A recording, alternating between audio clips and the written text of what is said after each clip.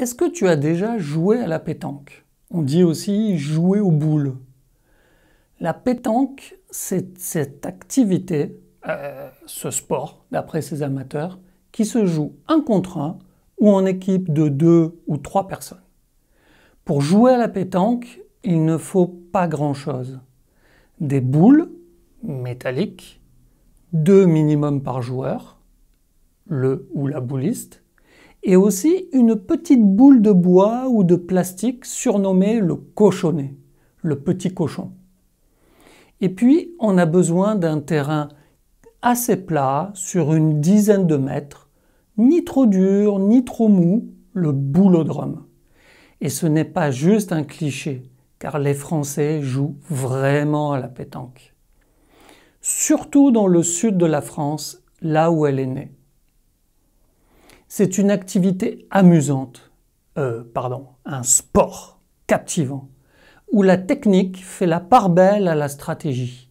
On y joue en famille, après le déjeuner du dimanche qui a duré 5 heures, ou on emporte ses boules pour jouer avec ses copains quand on va faire un pique-nique à la campagne.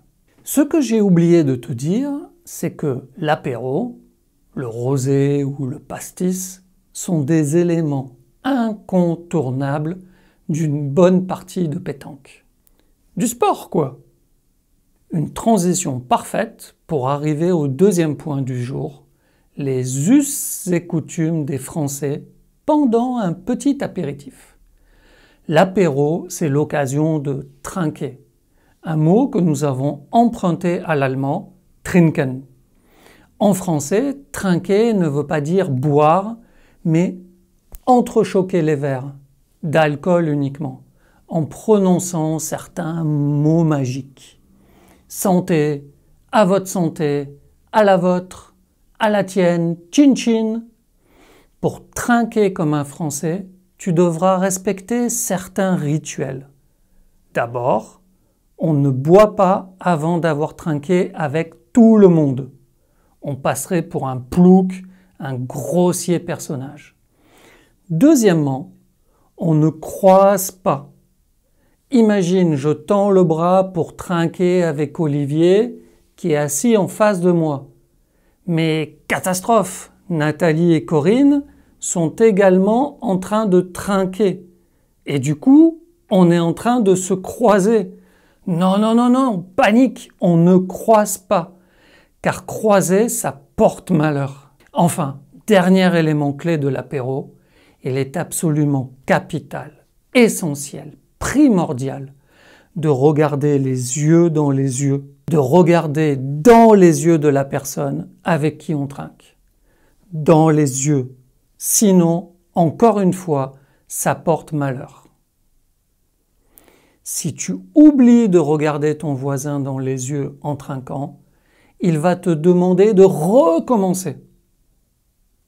Et tu n'as toujours pas bu une seule goutte de ton verre. Quelle est donc l'origine de cette tradition bizarre? Eh bien, on raconte que ce rituel viendrait du Moyen Âge, époque où existait la charmante habitude de mettre du poison dans le verre de son ennemi. Et c'est pour se protéger contre ce danger que serait née cette coutume. Il fallait entrechoquer son verre avec celui des autres afin que quelques gouttes de son verre aillent dans celui de son voisin. Car alors, le poison aurait été bu par tout le monde. Et regarder dans les yeux celui avec qui l'on trinquait permettait de le surveiller. L'exclamation « santé », eh bien, elle est évidente, non? Pas de poison entre nous. À ta santé. Tu ne mourras pas encore ce soir. C'est sympa, non? Et chin chin, eh bien, ça serait le son produit par les deux verres qui se heurtent.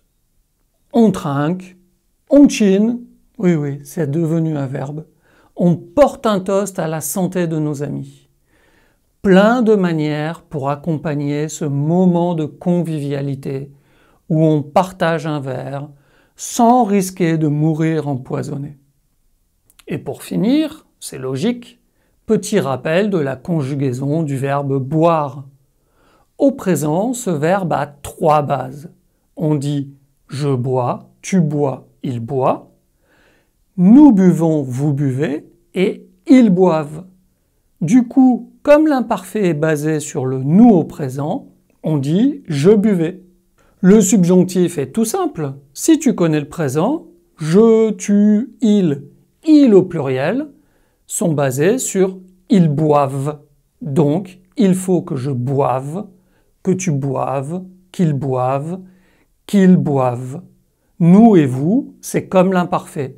Il faut que nous buvions, il faut que vous buviez. Il reste le passé composé, et bien comme tous les verbes en war, il a un participe passé en U. J'ai bu. Le futur simple, il est très simple. Pour une fois, sa base, c'est l'infinitif. Il est donc régulier. Boire, je boirai. À ta santé, à la semaine prochaine.